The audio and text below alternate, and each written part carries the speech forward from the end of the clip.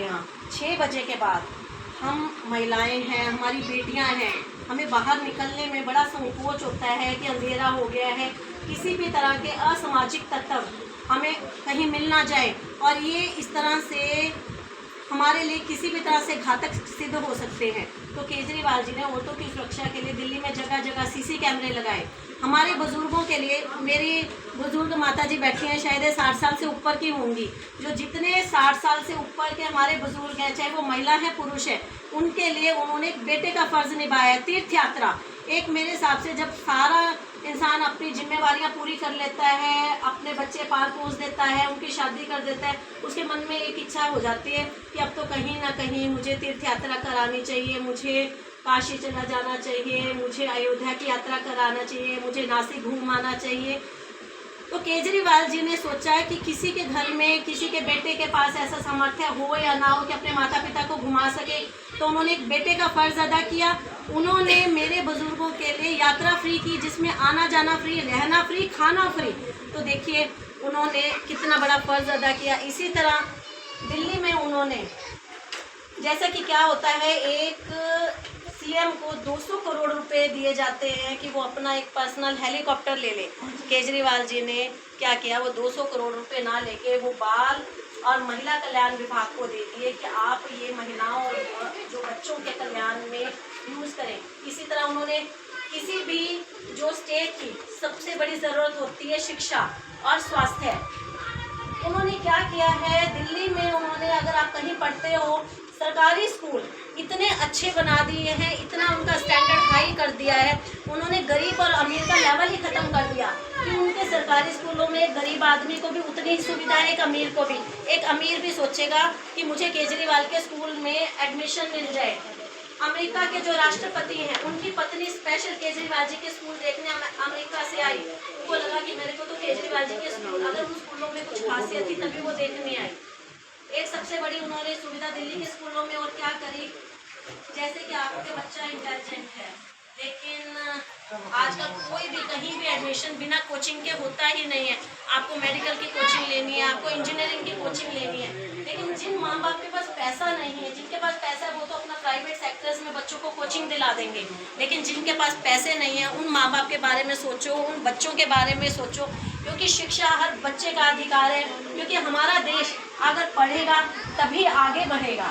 शिक्षा ही ऐसी चीज़ है जो किसी देश की, प्रदेश की और एक परिवार की उन्नति के लिए सबसे ज़्यादा ज़रूरी है।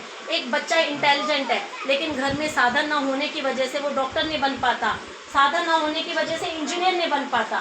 तो केजरीवाल जी ने इस चीज़ को सोचते हुए अपने सरकारी स्कूलों में मुफ्त कोचिंग व्यवस्था की, ताकि बच्चे वहाँ पे कोचिंग लेके अपने अपने मुकाम पे पहुँच सकें। और इस बार जो दिल्ली के स्कूलों में नीट का रिजल्ट आया, सबसे ज़्यादा बच्चे जो डॉक्टरी लाइन में निकले हैं वो दिल्ली के सरकारी स्कूलों के बच्चे थे। ये बहुत बड़ी बात है। इसी तरह उन्होंने स्वास्थ्य के क्षेत्र में जो बड़े हॉस्पिटल थे, उनको तो बड़े अच्छे लेवल में इतना हाई क्लास बनाए। उसके अलावा उन्होंने लगभग 500 से 550 मोहल्ला क्लिनिक अलग अलग, जैसे बापा मोहल्ला है, यहाँ पे उन्होंने मोहल्ला क्लिनिक स्टार्ट कर दिए। उस मोहल्ला क्लिनिक में आपको 24 घंटे एक डॉक्टर की सुविधा मिलती है, दवाइयाँ फ्री मिलती हैं, टेस्ट फ्री मिलते हैं, आप चाहे बड़े से बड़ा टेस्ट। अब हमारे यहाँ क्या व्यवस्था है कि हम अगर सरकारी अस्पताल में चले भी जाते हैं तो छोटे मोटे टेस्ट तो हमारे मुफ्त हो जाते हैं। अल्ट्रासाउंड कराना है तो बाहर जाओ, पैसे लगेंगे। सीटी स्कैन कराना है तो आपको लिख के दे देंगे, प्राइवेट में कराओ। और अगर सिविल में सीटी स्कैन खुल भी रहा है तो उसके आपको पैसे देने पड़ेंगे, आपका मुफ्त नहीं होगा। लेकिन दिल्ली में ऐसा नहीं है। दिल्ली में आपका चाहे 5,000 का टेस्ट, चाहे 10,000 का टेस्ट है, वो चाहे कोई भी किसी भी वर्ग से संबंधित इंसान है, चाहे वो नौकरी पेशा है, अगर मोहल्ला क्लिनिक वाले डॉक्टर ने उसको वो टेस्ट लिख के दे दिया तो वो टेस्ट फ्री होगा। तो मोहल्ला क्लिनिक में तो हमारे जैसे जो ठीक ठाक सामर्थ्य वाले लोग वो भी पहुंच जाते हैं कि चलो जब सरकार ये सुविधा दे रही है, फ्री में टेस्ट हो रहे हैं, तो हम क्यों ना करवाएं। तो उन्होंने शिक्षा और स्वास्थ्य के क्षेत्र में क्रांति ला दी है। अब आप, जैसा कि आप के दाम इतने बढ़ चुके हैं, अब पेट्रोल डीजल के दाम बढ़ने का मतलब क्या होता है, हर तरह से महंगाई बढ़ना, उससे खाद्य पदार्थ भी महंगे हो जाएंगे, आपका आना जाना भी महंगा हो जाएगा, आपकी सब्जियां भी महंगी हो जाएंगी, हर चीज़ उस पर निर्भर करती है। तो इस महंगाई ने आम जनता की, गरीब आदमी की, कहते हैं, कमर ही तोड़ दी है। सिर्फ मैं आपको एक छोटी सी बात बताना चाहूँगी कि आम आदमी पार्टी में आने का मेरा मकसद क्या था। मैं एक मतलब समाज सेविका थी और साथ में एक डॉक्टर थी, अपना प्रोफेशन कर रही थी, अपने पेशेंट देख रही थी और जो मेरे को टाइम मिलता था, जितना मेरे से हो पाता था, थोड़ा बहुत समाज सेवा में अपना योगदान दे देती थी। लेकिन जैसा कि मेरे एक चीज़ दिमाग में आई कि आप जो समाज सेवा है अपने लेवल पे एक बहुत छोटे स्तर पे आप कर सकते। तो मेरा जो शुरू से मैं बहुत सालों से केजरीवाल जी की नीतियों से काफ़ी ज़्यादा प्रभावित थी। जो केजरीवाल जी ने दिल्ली में काम करे, वैसे तो मेरी सारी बहनों को भी, मेरे सबको भाइयों को पता है। मैं अभी थोड़ा सा आपको शॉर्ट में उनके केजरीवाल जी के काम भी बताऊंगी कि उन्होंने काम किए। उन कामों से मैं प्रभावित होकर मैंने आम आदमी पार्टी ज्वाइन की। मैंने एक देखा है कि ईमानदार पार्टी है, एक भ्रष्टाचार मुक्त पार्टी है। इससे पहले मेरी खुद की वर्डिंग होती थी, राजनीति में कोई मत आओ, राजनीति एक कीचड़ है जिसमें आप घुस जाओगे तो गंदगी आपके ऊपर ही आएगी।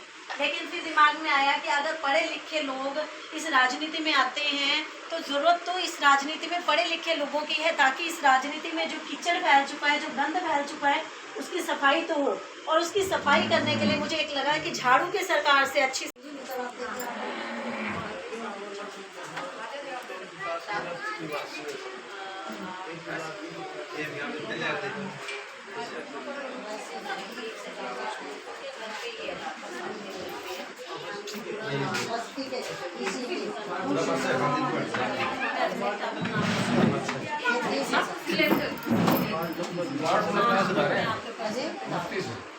कब हो गए कदे 30 में ले ले कदे 35 में। धर्मवीर कुर्सियाँ